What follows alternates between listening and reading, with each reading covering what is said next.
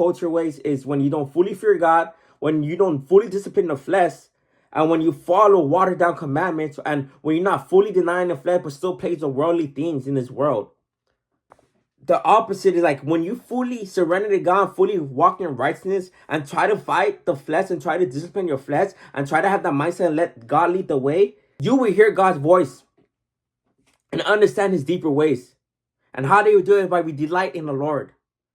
By fully surrendering in humility and desiring more of him than anything else. And that was one of my points. To hear God's voice and understand his deeper ways is to delight in the Lord. By fully surrendering and humility and desiring more of him than anything else. And the other point I have here, his presence will always be felt anywhere you go when you follow his ways.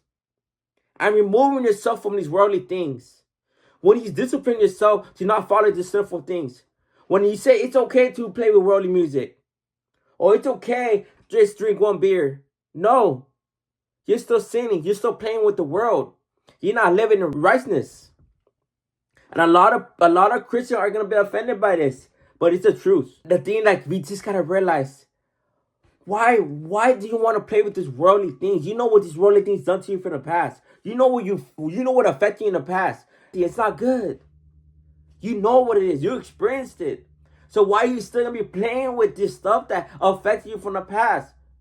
Like we say, when we come to Christ, we are a new person in Christ. We're not the old person anymore.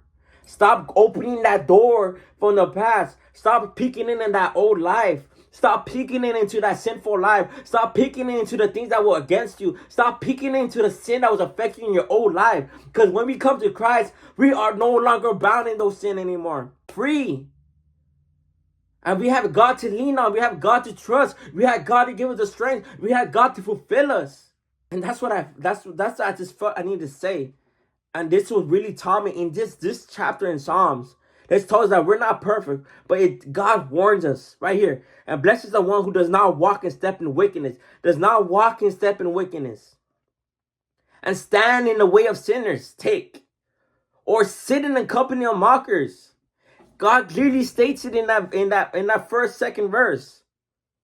He warns us what not to do.